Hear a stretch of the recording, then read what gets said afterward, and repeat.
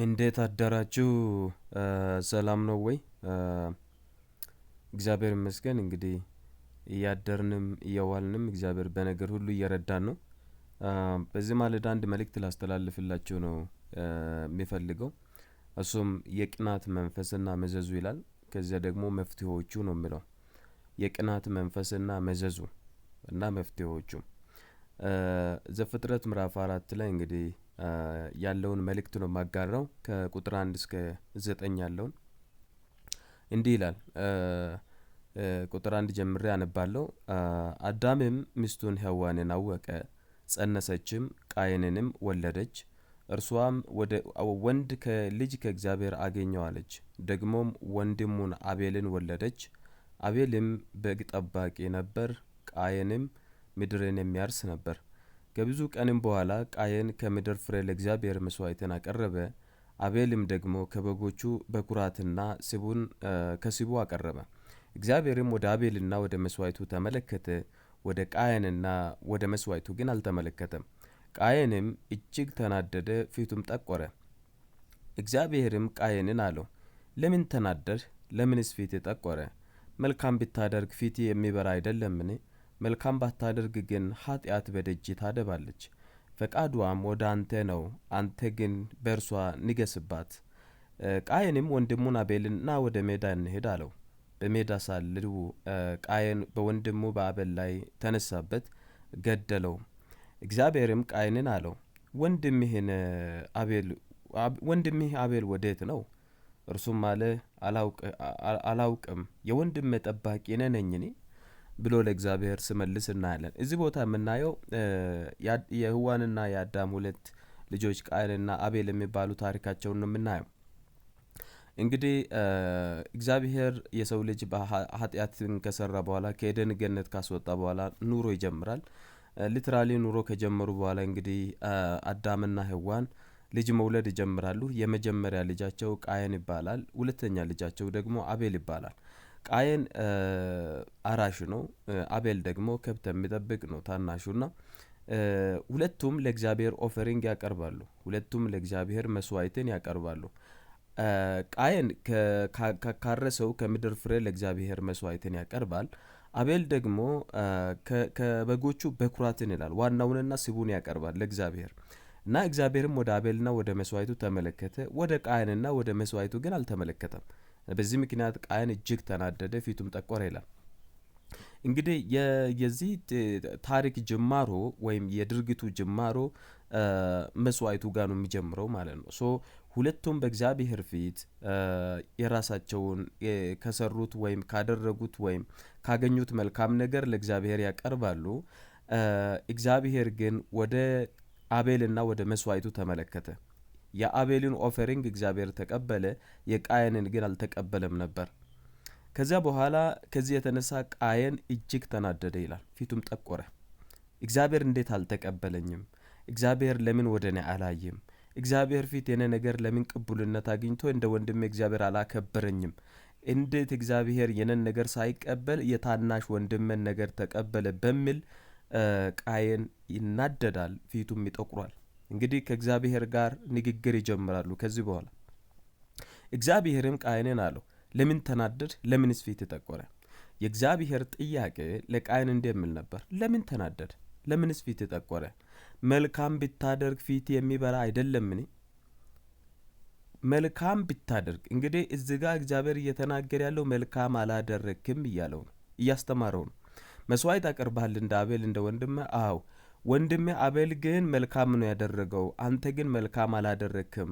መልካም ብታደርግ ፊት የሚበራ አይደለምን ብሎ ይነግሯል። መልካም ባታደርግ ግን ኃጢአት በደጅ ታደባለች፣ ፈቃዷም ወደ አንተ ነው፣ አንተ ግን በእርሷ ንገስባት አለው።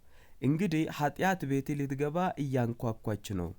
አንተ ተናደድ፣ ፊት ጠቆረ፣ መልካም ስላላደረግ፣ መስዋዕት ተቀባይነት ስላላገኘ፣ የወንድሜ የታናሽ ወንድሜ የአቤል መስዋዕት ተቀባይነት ስላገኘ አንተ ተናደድ፣ ፊቴም ጠቆረ፣ መልካም ስላላደረግ። ስለዚህ አሁን ደግሞ ኃጢአት በደጅ ላይ ታደባለች አለ። ልትወርስህ ቤት ልትገባ ፈቃዷም ወደ አንተ ነው አለ። ከፈቀድክ ኃጢአት ገብታ ቤት ላይ ትነግሳለች። ከፈቀድክ ኃጢአት ገብታ ህይወት ላይ ትነግሳለች። ከፈቀድክ ኃጢአት ገብታ መንገድ ላይ ባንተ ነገር ላይ ትነግሳለች አለው።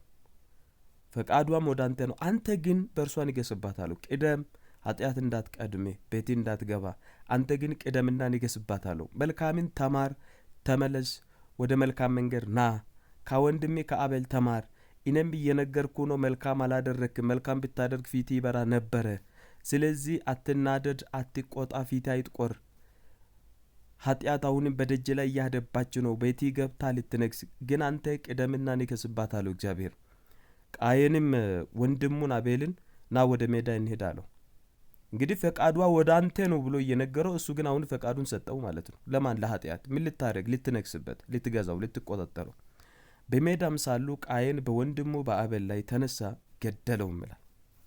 ኢማጂን፣ እግዚአብሔር እየነገረው የመጀመሪያ ከወንድሙ ከአቤል መማር ይችል ነበር። ሁለተኛ ከእግዚአብሔር መማር ይችል ነበር። ግን ከእግዚአብሔርም አልተማረም። ወንድሙን ወሰደና ምን አደረገው ይላል? ገደለው ይላል። እግዚአብሔር ቃየንን አለው፣ ወንድሜ አቤል ወዴት ነው? እርሱም አለ፣ አላውቅም፣ የወንድሜ ጠባቂ ነኝ እኔ።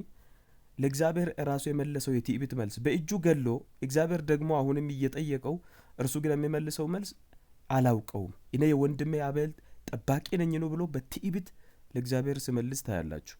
እዚህ ቦታ የምናየው እግዚአብሔር ከዛ በኋላ እንግዲህ እንደረገመው ነው። የሚያርሰውንም ፍሬ እንዳይሰጠው እንደረገመ ነው ወደ ታች እያለ ታሪኩ የሚቀጥለው። እዚህ ቦታ የምናየው የመጀመሪያው ቅናት መንፈስ ነው። ወንድምን እንዴት እግዚአብሔር ተቀበለው፣ ለየነን ለምን እግዚአብሔር አልተቀበለም ብሎ ንዴት ይጀምራል።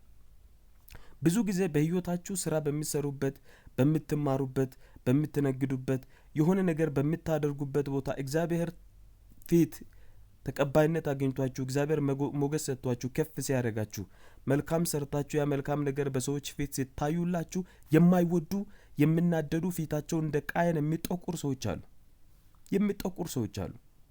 አየ መልካም ነገራችሁን ሊያበላሹ ይጣፋንታችሁ ላይ ገብተው መነገራችሁን ትውስት አድርገው ወዳልተፈለገ አቅጣጫ ሊነዱባችሁ የሚነሱ የሚቆሙ ብዙ ሰዎች ይነሳሉ። እግዚአብሔር ግን ቃየን እንዲህ ነው ያለው፣ ለምን ተናደርክ? ለምን ፊት ይጠቆረ ያለው? መልካም ብታደርግ እኮ ፊት አይጠቁርም ነበር፣ ይበራ ነበረ። ስለዚህ ትክክል አላደረክም አለው። አያችሁ። ስለዚህ ምን አደረገ? ወንድሙ ላይ ቀና። ወንድሙ እንግዲህ የበደለው ነው በደል የለም። እግዚአብሔር ስለተቀበለው ብቻ፣ እግዚአብሔር ወንድሙን ከፍ ስላደረገው ብቻ፣ እግዚአብሔር ለወንድሙ ሞገስ ስለሆነው ብቻ እንዴት ወንድምን ተቀብሎ እነን አልተቀበለም ብሎ ወንድሙን ገደለ። ለእግዚአብሔርም የትዕቢትን መልስ መለሰ ማለት ነው። እንግዲህ የቅናት መንፈስ ይዞ የገባው ሌሎች በእርሱ ዘንድ የታዩ ምልክቶች ወይም የመንፈስ አይነት ድርጊቶችን እናያለን። የመጀመሪያው ከቅናት በኋላ የገባው የንዴት መንፈስ ነው። ፊቱን እንዲያጠቁር ያስደረገው ንዴት ገባበት። ከንዴት ቀጥሎ የገባበት መንፈስ ነፍሰ ገዳይ መንፈስ ነው። ነፍስ ነው የገደለው። የወንድሙን ደም ነው ያፈሰሰው። ሶስተኛ የገባበት የትዕቢት መንፈስ ነው። እግዚአብሔር ጠይቆት እንኳን ለእግዚአብሔር የመለሰው የትዕቢት መልስ ነበር። እነዚህ አራት ድርጊቶች በቃየል ሕይወት እናያለን። የቅናት መንፈስ፣ የንዴት መንፈስ፣ ነፍሰ ገዳይ መንፈስ እና የትዕቢት መንፈስ። እነዚህ ሁሉ ሕይወታችሁ ውስጥ ገብተው እንዳይወርሷችሁ እግዚአብሔር ዛሬም ይናገራል። ብዙ ሰዎች አሉ ዙሪያችሁ ላይ ሲሳካላችሁና መልካም ሲሆኑላችሁ ከናንተ ጋር ያሉ በአፋቸው ይመስላሉ፣ ልባቸው ግን በእናንተ ላይ እንደ ሰይፍ የተዘጋጀ የተነሳ ማለት ነው። እግዚአብሔር ስራቸውን ያፍርሰው። እግዚአብሔር በአደባባይ ነገራቸውን ይገልብጠው እና እንደዛ አይነት ሰዎች አሉ መጠንቀቅ ያሉባችሁ። እግዚአብሔር ስለተቀበላችሁ ሞገስ ስለሆነ የሆነ ነገር ስላሳካችሁ መልካም ቦታ ስለደረሳችሁ ብቻ ፊታቸው የሚጠቁር የሚናደዱ ሰዎች አሉ። ነገራችሁን ሊያበላሹ የሚነሱባችሁ። ኢየሱስ ክርስቶስ ጌታ ነው። እግዚአብሔር ከነዚያ ግን ያስጥላል። የንዴት መንፈስ መዘዙ ይሄ ነው። በቃ አያችሁ፣ በእግዚአብሔር ፊት ተረገመ መጨረሻ ላይ። ግን የንዴት መንፈስን ለማሸነፍ ሰው ምን ማድረግ ያለበት? የመጀመሪያ ከወንድሙ መማር። ወንድም ሲሳካልህ እንዴት ተሳካልህ ብለህ ተማር። እንዴት ተሳካልህ? እግዚአብሔር እንዴት ረዳ? እንዴት አገዘ? እንዴት ለዚህ መልካም ነገር አበቃ? ከወንድሜ መማርን ተማር። ከተሳካለ ሰው ከፊት ካለ መልካም ነገር ካደረገ ሰው አድርጎ ካሳየ ሰው መማርን ተማር። በዚያ የቅናት መንፈስ ይወጋል። ሁለተኛ ከእግዚአብሔር ቃልና ከእግዚአብሔር እውነት ከመንፈስ ቅዱስ ምሪት ተማር። እግዚአብሔር እየነገረው እያስተማረው እንኳ ለመማር ዝግጁ አልነበረም። ልቡ የደነደነ ነበር። ጭራሽ ኃጢአት በደጅ ታደባለች፣ ወደ ቤት ገብታ እንዳትነግስብህ አንተ ቅደምና ንገስባት ብሎ እግዚአብሔር እየነገረው፣ እርሱ ግን ወንድሙን ወስዶ ገደለ። አያችሁ፣ መጨረሻ ግን ብዙ ነገር ነው ያበላሹና የቅናት መንፈስ ብዙ ነገርን ይዞ ነው የሚመጣው። የቅናት መንፈስ አደገኛ ስለሆነ ጌታ የተባረከ ይሁን። እግዚአብሔር በዙሪያችሁ ላይ ካለው ከክፉዎች ሐሳብና እቅድ እግዚአብሔር ይጠብቃችሁ። በዚህ ሌሊት ያለኝ መልእክት አትቅኑ። ሁለተኛ መልካም ከሚሆንለት ሰው መልካምን ነገር ተማሩ። ሶስተኛ እግዚአብሔር የመላችሁን ለማድረግ በህይወት ዘመናችሁ ሞክሩ። አላችሁ ዙሪያችሁ ላይ ከናንተ ጋር ያለ የመሰለ ሰው ሁሉ ከናንተ ጋር የለም። ነገ ከናንተ ጋር ያለ የመሰለ ጉድጓድ የሚቆፍርላችሁ ይኖራል። ከናንተ ጋር ያለ የመሰለ የውድቀታችሁን ቀን የሚጠባበቅ ይኖራል። ይሄ ግልጽ ኦብቪየስ ነው። ይሄ ግልጽ ነው፣ ምንም የሚደበቅ ነገር ስለሌለው። በጣም በህይወታችሁ መጠንቀቅ፣ በእግዚአብሔር ፊት መጸለይ፣ ከእግዚአብሔር ጋር ህብረት ማድረግ፣ የነገን እያያችሁ ኢቭን ብትወርቁ ራሱ እግዚአብሔር ከውድቀት ስለሚያነሳ፣ ብትደግሞ ራሱ እግዚአብሔር ኃይል ስለሚሰጥ፣ ብትስቱ ራሱ እግዚአብሔር እንደገና ስለሚመልስ፣ ለመልካም ነገር ስለሚያበቃ ወደፊት እግዚአብሔርን ተስፋ አድርጋችሁ መሮጥ አለባችሁ። ሰው የዛሬን እንጂ የነገን አያውቅም። ሰው የዚች አሁን የምንኖረውን ያለንበትን ቀን ወይም ሰዓትን ነው የሚያውቀው እንጂ ከደቂቃዎች በኋላ እንኳን የሚሆነውን ሰው አያውቅም። ሁሉን የሚያውቀው እግዚአብሔር ብቻ ነው።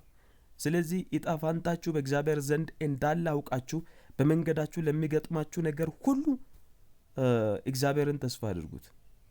እግዚአብሔር አያሳፍርም። መጽሐፍ ቅዱስ እግዚአብሔርን የምትደገፍ ነፍስ አታፍርም ይላል። ጌታ የተባረከ ይሁን። ስለዚህ በዚህ ማለዳ ያለኝ መልእክት ይሄ ነው።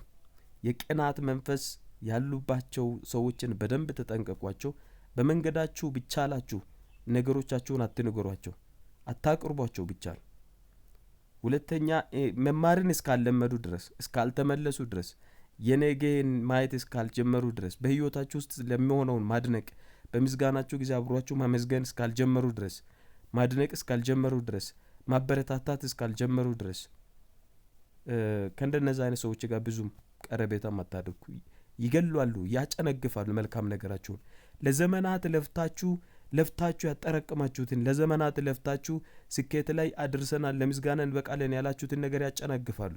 ስራቸው ያ ስለሆነ አቤል እግዚአብሔር ተቀበለው፣ ወንድሙ ግን ገደለው። አያችሁ፣ በቅናት መንፈስ እግዚአብሔር ለምን ተቀበለ ብሎ ምንም ጥላቻ በመካከላቸው ሳይኖር እና እግዚአብሔር ፊት ተቀባይነት እግዚአብሔር ይሰጣል፣ ሞገስ ይሰጣል። መጽሐፍ ቅዱስ ላይ ኢየሱስ ክርስቶስ እንዳስተማረ እንቁዎቻችሁን ለውሾች አሳልፋችሁ አትስጡ ስላለ እንዳለ፣ እንደዚያው እግዚአብሔር የሰጣችሁ መልካም ነገር ውሾች አሉ መብላትና ማጥፋት ልማዳቸው የሆኑ ማለት ነው። ከእንደነዛ አይነት ሰዎች በጣም ተጠንቀቁ። ከሁሉ ሰው ጋር ቢቻላችሁ በሰላም ኑሩ ይላል።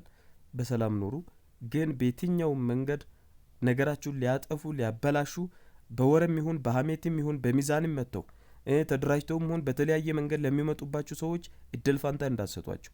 ለነሱ እጅ በሰጣችሁ ጊዜ ተሸንፋችኋል። ጌታ የተባረከ ይሁን። ከሁሉ በላይ የሚረዳ የሚያግዝ የሚጠብቅ እግዚአብሔር በነገር ሁሉ አለ። እርሱ ላይ ተስፋ አድርጉ። እግዚአብሔር በነገር ሁሉ ይቅደማችሁ። በዚህ ማለዳ ያለኝ መልእክት ይህ ነው። አንድ ቃል ልናገር። እግዚአብሔር በነገር ሁሉ ይጠብቃችሁ፣ ከክፉዎች ይጠብቃችሁ። ዙሪያችሁ ላይ ጉድጓድን ከሚቆፍሩ ውድቀታችሁን ከሚጠብቁ እግዚአብሔር ይጠብቃችሁ። የትኛውም በእናንተ ላይ የሚሰራ የክፋትና የአመጻ ስራ በልጁ በክርስቶስ ኢየሱስ ስም የተገለበጠ ይሁን። በዘመናችሁ ሁሉ የምታስቡት የምታቅዱት እግዚአብሔር ያከናውንላችሁ። የእጆቻችሁን ፍሬ እግዚአብሔር ይባርክ። ጥበብና ማስተዋል እየሰጠ በመንፈስ ቅዱስ ኃይል እግዚአብሔር በመንገዳችሁ ሁሉ ይምራችሁ። ፍጻሜያችሁ ያማረ ይሁን። ተባረኩ። መልካም ቀን